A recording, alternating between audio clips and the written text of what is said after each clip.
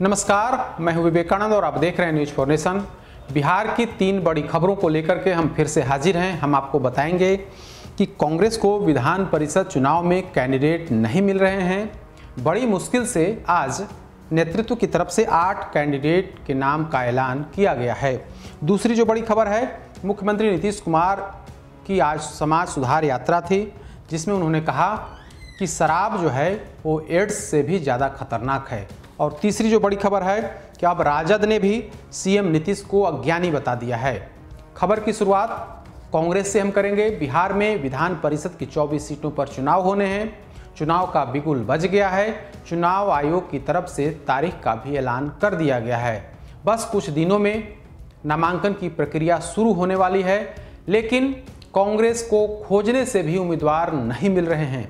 हम ऐसा इसलिए कह रहे हैं क्योंकि 24 सीटों में अभी सिर्फ और सिर्फ 8 कैंडिडेट के नाम का ऐलान किया गया है, जबकि राजद ने सभी कैंडिडेट उतार दिए हैं। काफ़ी समय पहले ही बाकायदा आधिकारिक तौर पर इसका ऐलान भी हो गया था, लेकिन कांग्रेस की तरफ से आज केवल 8 कैंडिडेट के नाम की घोषणा की गई है। जिन कैंडिडेटों के नाम की घोषणा हो गई है, पहले हम वो बता देते हैं आपको कि कांग्रेस ने सीतामढ़ी शिवहर सीट से नूरी बेगम को प्रत्याशी बनाया है। वहीं मधुबनी से सुबोध मंडल, सिवान से अशोक सिंह, सारण से सुशांत सिंह, मुजफ्फरपुर से अजय यादव, कटिहार से सुनील कुमार यादव, पश्चिमी चंपारण से मोहम्मद आफाक अहमद, बेगूसराय खगड़िया सीट से राजीव कुमार शामिल हैं।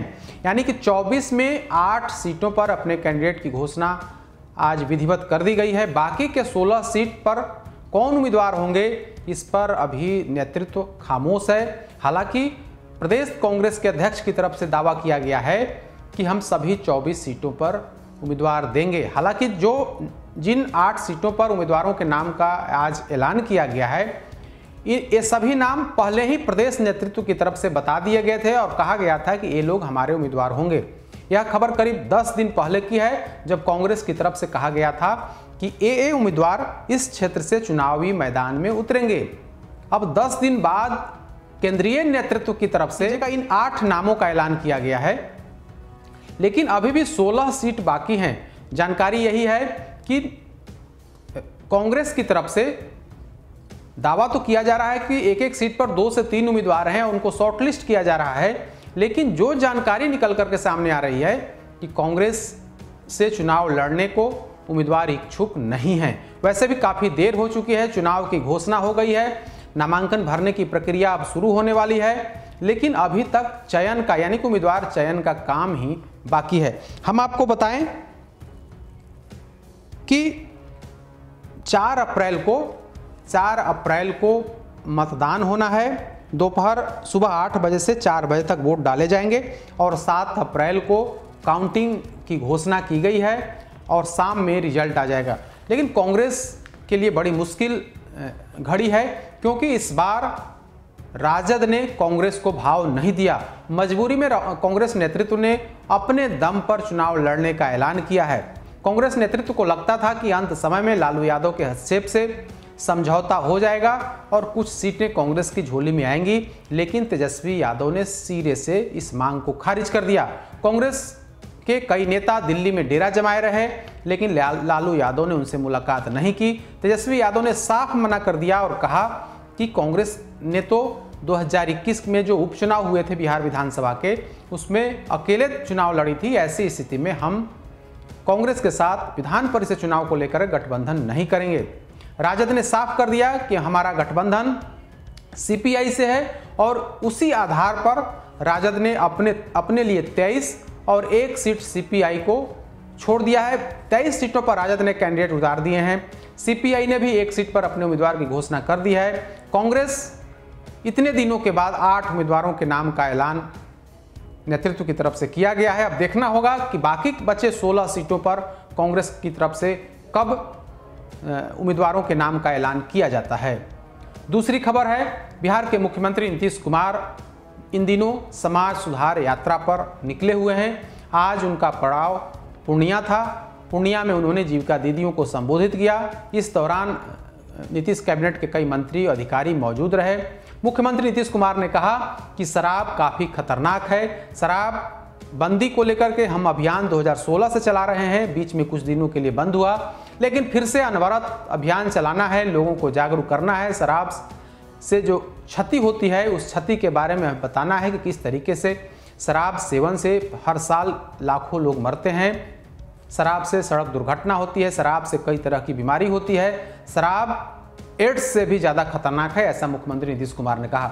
WHO की रिपोर्ट के आधार पर मुख्यमंत्री नीतीश कुमार ने अपनी सभा में कहा, जीविका दीदियों को संबोधित करते हुए, कि देखिए शराब सिर्फ और सिर्फ शरीर के लिए हानिकारक नहीं है, बल्कि इससे देश का नुकसान होता है। उन्होंने कहा कि बिहार में 2016 से शराबबंदी कानून लागू है। हम महिलाओं के आह्वान पर यह कानून हमने लागू किया और उसका प्रभाव भी दिखा है। भले ही समाज के कुछ ऐसे लोग हैं, 10% से भी कम लोग हैं, जो शराबबंदी कानून को तोड़ने में लगे रहते हैं, शराब पीते हैं, पिलाते हैं, कारोबार करते हैं। वैसे लोगों को तो प्रशासन की तरफ से चिन्हित कर कार्रवाई की ही जा रही है, वैसे लोगों को सजा भी दिलाई जा रही है कोर्ट की तरफ से। लेकिन इसमें सबसे अधिक है कि जन जागरूकता जरूरी है। हम इसी जन जागरूकता को लेकर के अभियान चला रहे हैं, और यह अभियान ऐसा मत समझिए कि आज कार्यक्रम हो गया उसके बाद यह अभियान समाप्त हो जाएगी, बल्कि यह अभियान अनवरत चलेगा। सरकार हर मोर्चों पर काम कर रही है, न सिर्फ जन जागरूकता फैला रही है, बल्कि प्रशासन की तरफ से हम शराब को पूरी तरीके से नियंत्रित करने की कोशिश भी कर रहे हैं। उन्होंने कहा कि ड्रोन से शराब पर निगहबानी की जा रही है, हेलीकॉप्टर लगाए गए हैं, उसके आधार पर कार्रवाई की जा रही है। जमीनी स्तर पर हमारे पुलिस प्रशासन के लोग लगे हुए हैं, लेकिन कुछ इक्के दुक्के लोग होते हैं जो इस धंधे को छोड़ नहीं रहे हैं। इस बार जब कई जिलों में जहरीली शराब से मौत हुई, तो मुख्यमंत्री ने कहा कि हमने इस मामले पर संज्ञान लिया और तत्काल अधिकारियों की बैठक बुलाई। उन्होंने विपक्षी समेत उन नेताओं पर तंज कसा जो शराबबंदी को फेल बता रहे थे। मुख्यमंत्री ने कहा कि जब शराब से कुछ जगहों पर मौत हुई तो लोगों ने कहा कि शराबबंदी कानून को वापस लेना चाहिए, क्योंकि बिहार में शराबबंदी कानून लागू है, इसके बाद भी लोग जहरीली शराब से मर रहे हैं। मुख्यमंत्री ने कहा कि जो शराब पिएगा, जो शराब की दुकान पर जाकर के शराब पिएगा, तो निश्चित तौर पर उसकी मौत होगी, इसमें हम कुछ नहीं कर सकते हैं। जो शराब पिएगा वो मरेगा। मुख्यमंत्री नीतीश कुमार ने साफ कर दिया कि शराबबंदी को लेकर, शराबबंदी कानून पर कोई समझौता नहीं होगा, और इसी तरीके से बिहार में सख्ती से इस कानून का पालन कराया जाएगा। इसके लिए कानून तो हैं, लेकिन जन जागरूकता भी, अभियान भी हम चलाएंगे, और वो अभियान अनवरत चलेगा, ऐसा मुख्यमंत्री नीतीश कुमार ने कहा है। तीसरी खबर की हम बात करेंगे कि राजद ने बिहार के मुख्यमंत्री नीतीश कुमार को अज्ञानी बताया है। भले ही जेडीयू के नेता मुख्यमंत्री नीतीश कुमार में प्रेसिडेंट की काबिलियत समझते हों, प्रेसिडेंट पद के योग्य मानते हों, लेकिन राजद तो उन्हें अज्ञानी बता रही है। राजद के प्रदेश अध्यक्ष जगदानंद सिंह ने आज सीधे तौर पर नीतीश कुमार को अज्ञानी बताया और कहा कि इनके सुशासन राज में, भले ही नीतीश कुमार कहते हो कि बिहार में सुशासन का राज है, लेकिन यहाँ अफसरशाही है। कुछ अफसर नीतीश कुमार को घेरे रहते हैं और उन्हीं के इशारे पर, उन्हीं के कहने पर मुख्यमंत्री नीतीश कुमार काम करते हैं। जगदानंद सिंह ने कहा कि उन्हें ज्ञान की कमी है, न ही वे पढ़ते हैं न लिखते हैं और ऐसे ही निर्णय लेते हैं। राजद के प्रदेश अध्यक्ष ने मुख्यमंत्री को कमजोर बताते हुए कहा कि अपने भ्रष्टाचारी अधिकारियों को साथ में रखकर वे अपने कैबिनेट को सुपर कैबिनेट बनाते हैं। उन्होंने बिहार सरकार के बजट पर भी सवाल उठाते हुए कहा कि 2 सालों से मुख्यमंत्री नीतीश कुमार ने बजट पर परिणाम बजट क्यों नहीं दिया, यह सवाल प्रदेश अध्यक्ष जगदानंद सिंह ने पूछा है। अफसरशाही को लेकर कहा कि जो सत्ता पक्ष के लोग कह रहे वो जनता की आवाज है। नीतीश चुनिंदा अफसरों को पार्टी में लेकर सुपर कैबिनेट बनाते हैं। दरअसल बिहार में यह सवाल उठता है न सिर्फ विपक्ष की तरफ से, बल्कि सत्ता पक्ष की तरफ से कि राज्य में इस सुशासन राज में अफसरशाही है।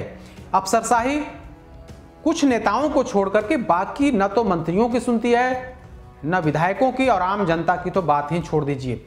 बीजेपी के कई बड़े नेताओं ने इस पर गंभीर सवाल खड़े किए हैं। न सिर्फ सदन से बाहर, बल्कि सदन के अंदर भी कई मोर्चों पर नीतीश सरकार की घेराबंदी होती है। बीजेपी की तरफ से, बीजेपी विधायकों की तरफ से खुल्लम खुल्ला यह कहा जाता है कि अफसर मनमानी कर रहे हैं, अफसर विधायकों की सुन नहीं रहे हैं, अफसरों की मनमर्जी चल रही है और सरकार कुछ नहीं कर रही है। कल यानी कि शुक्रवार को जब बिहार विधानसभा की कार्यवाही चल रही थी, उस दौरान भी एक वाक्य आया प्रश्नकाल के दौरान, जब पूरा विपक्ष एक हो गया और कहा कि इस राज्य में विधायिका की कोई पूछ नहीं है, विधायिका की प्रतिष्ठा यानी कि विधायकों की प्रतिष्ठा पर चोट किया जा रहा है, विधायिका सर्वोच्च है, लेकिन अफसरशाही इतनी हावी है कि उद्घाटन शिलान्यास कार्यक्रम में भी स्थानीय विधायकों को आमंत्रित नहीं किया जाता है।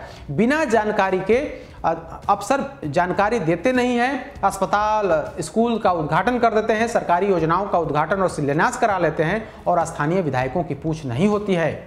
ऐसे में विधानसभा स्पीकर से विधायकों ने हस्तक्षेप करने की मांग की और कहा कि आप यानी कि विधानसभा अध्यक्ष इस मामले में संज्ञान लें और सरकार को आवश्यक निर्देश दें। तब विजय सिन्हा जो विधानसभा के स्पीकर हैं, उन्होंने ट्रेजरी बेंच पर बैठे बिहार के डिप्टी सीएम तारकिशोर प्रसाद से कहा कि सरकार इस मामले में संज्ञान ले और जो विपक्षी विधायकों की मांग है उस मांग पर सरकार का उत्तर होना चाहिए और उन्हें तारकिशोर प्रसाद से सदन में उत्तर दिलवाया।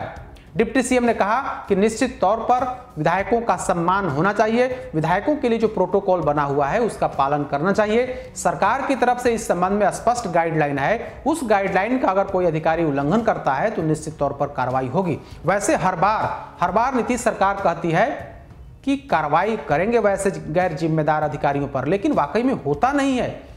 सिर्फ राजद के ही नहीं बल्कि बीजेपी के कई विधायक अब तक आपत्ति जता चुके हैं और कह चुके हैं कि इस राज्य में अफसरशाही इतनी हावी है, अफसरों का आतंक इस कदर है कि विधायकों की बात छोड़िए, मंत्रियों की पूछ नहीं होती। आपको याद होगा कि पिछले साल एक मंत्री ने, जो जेडीयू कोटे के मंत्री थे, उन्होंने सीधे तौर पर अफसरशाही का हवाला देते हुए पद से इस्तीफे का ऐलान कर दिया था। तब काफी बवेला मचा था। हालांकि नीतीश कुमार के हस्तक्षेप से उस मामले को शांत कराया गया, लेकिन सिर्फ वो मंत्री की बात नहीं बल्कि तमाम मंत्री, जो कुछ एक मंत्रियों को छोड़ दें तो कई ऐसे मंत्री हैं जो अपरोक्ष रूप से सीधे कहते हैं कि इस राज्य में हमारी कोई पूछ नहीं होती है।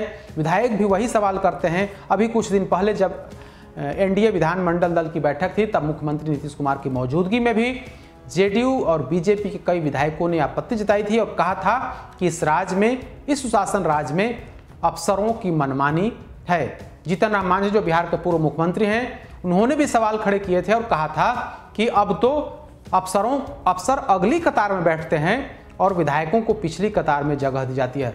तो इस तरीके की अफसरशाही बिहार में है। तो मांझी के इस बयान के बाद नीतीश कुमार ने कहा था कि आगे इस तरीके की बात नहीं होगी, पूरा सम्मान मिलेगा। अब आज राजद ने अफसरशाही और भ्रष्टाचार को लेकर के नीतीश कुमार पर हमला बोला है, साथ ही उन्हें अज्ञानी भी करार दिया है।